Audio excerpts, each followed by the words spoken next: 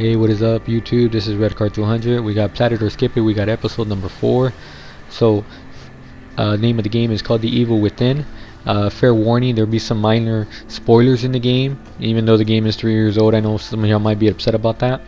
So the purpose of the series is actually to give you some trophy information. I know that I've gone through a lot of games, and I'm going through the platinum, and I tell myself, oh my goodness, this platinum is a lot harder than what I thought. So or maybe a lot easier than what I expected. So what I do in this channel or this series is I give you some trophy information, let you know whether you should go for the platinum or basically just skip the platinum altogether, or just let you be the judgment of what you want to do with that.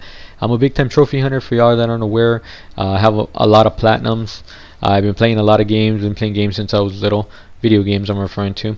So if you like what I have to say about video games, maybe you'll give me a moment of your time to speak to you about the word of our Lord and Savior Jesus Christ. I'm a big believer in God, and I feel like everybody should be, and I believe the whole purpose of life is for us to speak His word and also worship Him as well. So if you like what I have to say about trophies, give me an opportunity to subscribe to my channel, look at my other series or episodes or videos about God. So let's go ahead and get on with our show. So let me give you the verdict of this game. I believe you should skip this platinum. Okay, I'm gonna give you some time to process that. I'm gonna say it again just to warn you a second time, because I'm a good dude. You should skip this platinum.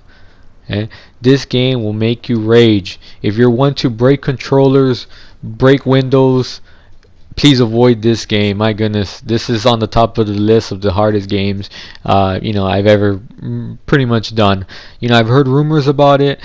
I didn't think it would be this difficult, but my goodness, it is. So, third time, warning you, skip this platinum. Okay? If you are one to have the platinum, I give you mad props in order to achieve that, and you're a very patient dude. I could tell you that much. So, let me give you some trophy information of the game. So, minimum times you could do this platinum will be 2 times. I would recommend 3 playthroughs of the game. So I will be talking to you in form of 3 playthroughs of the game, so that way it kind of break down the trophies and why you're doing each playthrough. Level of difficulty, I give this 8 out of 10. This could easily go 10 out of 10, but you've been playing the game for you're on your 3rd run, and it becomes a little easier because you kind of know what's going to happen and what's going to go on, even though the Kumo difficulty does kind of change things up again. So we're looking at about 3 playthroughs of the game. Okay, time, you're looking about 50 hours in order to platinum this. There are missable trophies within the game because it is required for you to do a certain thing within the playthrough, so be wary of that. Okay, just remember, I'm going to talk to you about doing this game within 3 playthroughs, and I'm going to break it down by playthroughs for you. So your first playthrough, you're going to have to do on survival difficulty.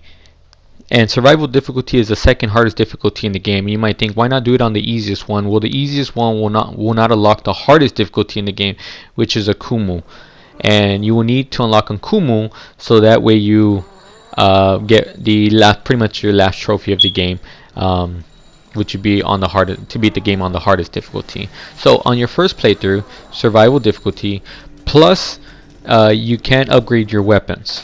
You have to go through the game without upgrading anything at all, which makes the game rather difficult as well. Besides not upgrading anything, you have to collect everything within the game. So you're looking at about 151 collectibles within the game. So the collectibles, they come in journals, they come in newspapers, they come in locker keys that are contained in statues, and they come in missing persons posters. So once again, 151 collectibles within the game that you'd have to collect. If you miss one, it's okay. There's a somewhat chapter select at the very end, so you can just go back and clean up which collectibles you didn't collect on your first playthrough. So after you do your first playthrough, what you're gonna want to do is do cleanup of all the other trophies that you basically didn't get within the game. There's some story related trophies that you need to do certain things within a chapter. You're gonna need to go back and do that. The more obvious thing you're gonna have to do is you're gonna have to upgrade all your abilities and all your weapons. And you might say, well, I have all this green gel that I didn't use. Well, unfortunately, you won't have enough in order to upgrade everything. So what you'll probably do is go through chapter 3.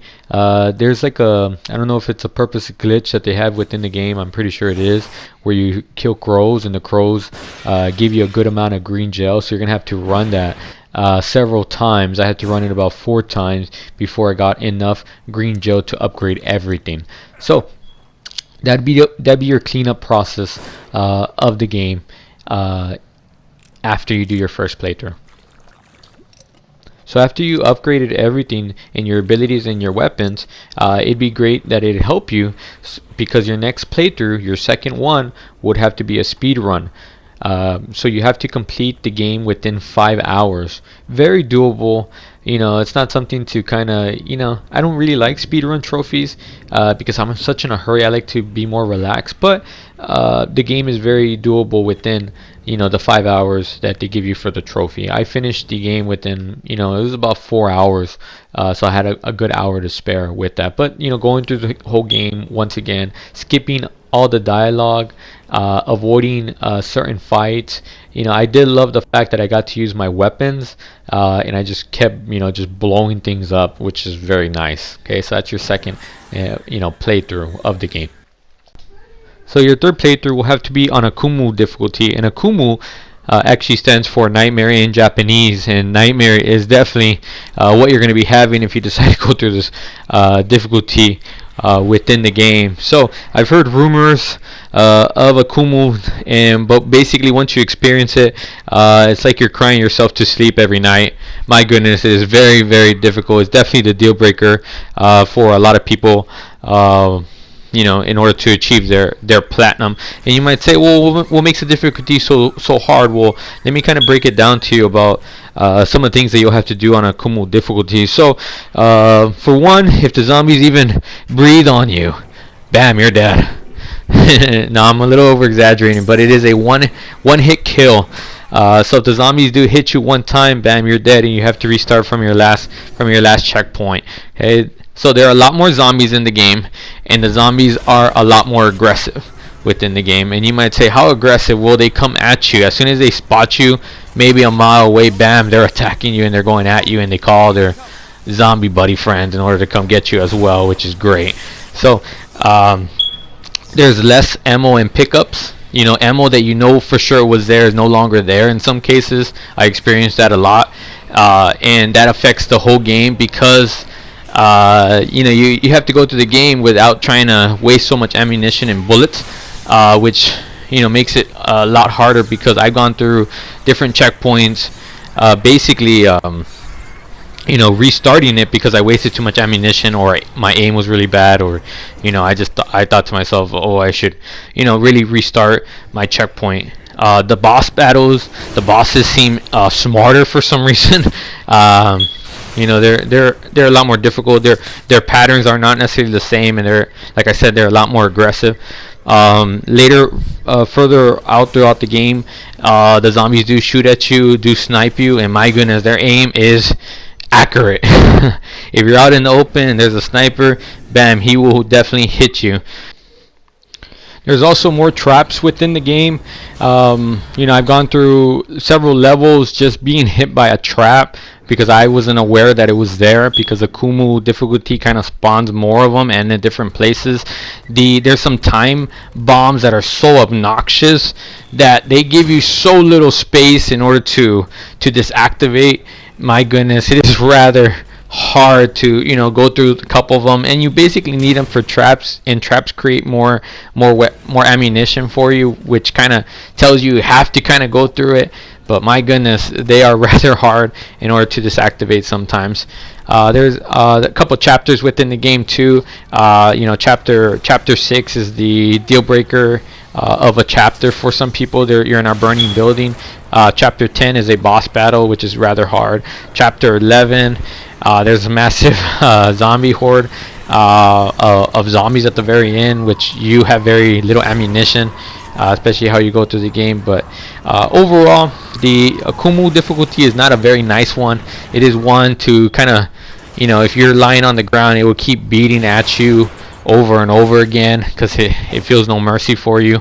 But if you're a brave soul as well as an ignorant one, just like I am creating an Akumu difficulty playthrough, which kind of describes all the hardest parts and lets you know what I'm thinking and how to go through them. So please look out for that. Please subscribe. Please like. Hopefully you enjoyed the video. It kind of concludes everything. Just like always, God bless you.